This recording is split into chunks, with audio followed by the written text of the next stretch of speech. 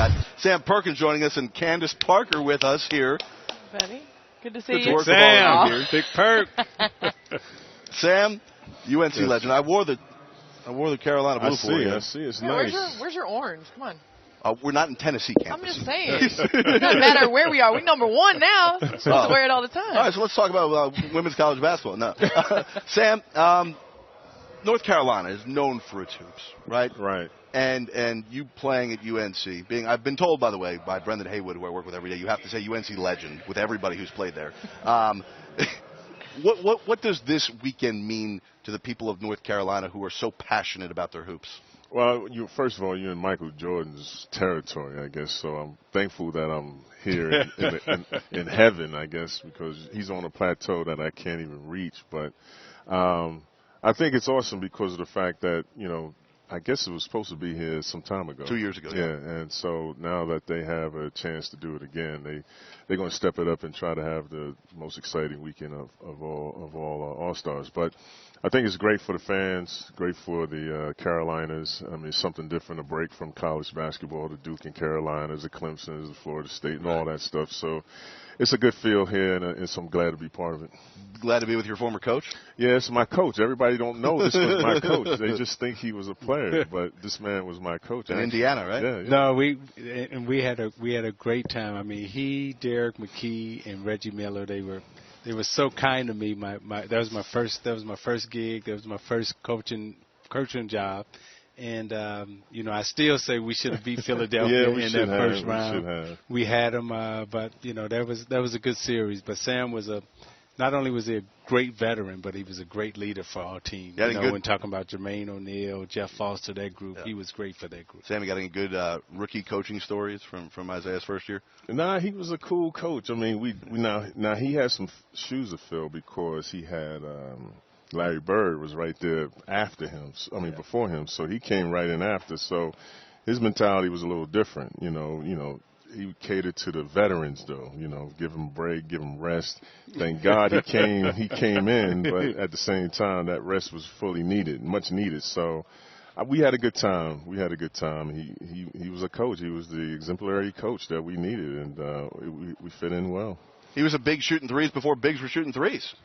Oh, no, and Sam was, again, when you say big shooting threes, but he always made the threes when you need them. Right? He wasn't just taking threes just to be taking them. He would take them exactly when you need them. You would be down 2. He would put you up 1. Or you would be down 7, and the other team is getting ready to extend it to 10. He would make the 3 to close it to 4. Right. He was a big shot maker, and he always found a way to make the shot at the right time. I know we're celebrating North Carolina all weekend here in Charlotte, but those Sonics uniforms, we got to get back out there, man. They want it. I still live out there, and they have the passion. I think you just had a preseason game with the Warriors, right? Warriors and Kings, somebody like that. And the passion, everybody came out like it was like the biggest event for the entire year. Everybody came out and supported, showing that they much needed love for a game out there, team out there. The other thing about Sam, I got to say this, right?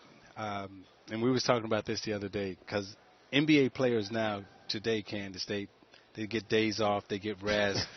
You got all the that took a matter of 3 months to get there. You got all the medical doctors doing it. Sam Perkins, his knee is about this big, and he's been bone on bone for about 18 years of a play. How long did you play? 18. If you say 18, I'm going to say 18. Yeah, he played 17, 18 years, and I don't think Sam ever would have passed an NBA physical today because of his knee, but yet he still played on it. Bone on bone, sore, practiced every day, played every day. This was a true warrior. He's somewhat right because I found out years ago, my rookie year, that now I know the reason why I was traded and not re-signed with Dallas Mavericks because the doctor said this man's knee is not going to last. And this was like 5 years in. Right. So they didn't sign me back because they sort of bone-on-bone type thing. But I thought it was tendinitis. And I treated it as such tendinitis, so I did everything in my power to get that knee straight. I ain't felt anything tendonitis since I was with you, and so the 18 years is 18 years, you know. Yeah. So I didn't have no effect, no discomfort at all, but. It was bone on bone. I probably wouldn't pass the physical today. You know, I wouldn't get traded. I'll probably get cut today. You know, real quick. Kansas, we always hear about how people are tougher back in the day. Tell them how the WNBA is. There are players got to play 2 seasons year round. You guys are flying commercial. That's tough, Isaiah. I mean, you know, play year round, commercial flights. Right. I mean, we can relate on the commercial flights a little bit, but yeah. So it's tough. It's a grind for sure. Yeah. Sam, you played a bit for the Lakers. You remember those days really well. Let's get your thoughts here on what is happening with the Lakers and where they are right now. 2 games in the loss column out of the 8th spot, and we got about 25 games to go, and there's a chance LeBron may not be in the playoffs. Could you imagine not having a playoffs with LeBron James in it? Yeah, I can. No, I'm serious. We all were like, oh, okay. No. It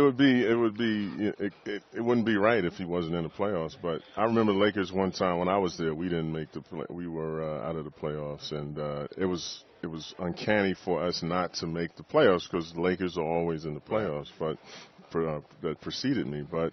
The Lakers today, they starting over. A lot of teams, all the teams that were, back in the day, called themselves great, are now having problems and trying to regrow their teams and with the younger players. The statues are on the backs of young players, and they're coming, but everybody wants them to rush. And if you trade your talent now, they should be still in somewhat college. Right. Yeah. So you have to give it time, but people want to stay up with the Golden States and all that. You may not want to wait later. You want to do it now. But Candace, it's been 5 years, playing out there in L.A. These Laker fans didn't get LeBron James in the house to see another season go by without them making the playoffs. And I think that's the thing that Laker fans are looking at, but also what added insult to the wound was D'Angelo Russell became an all-star.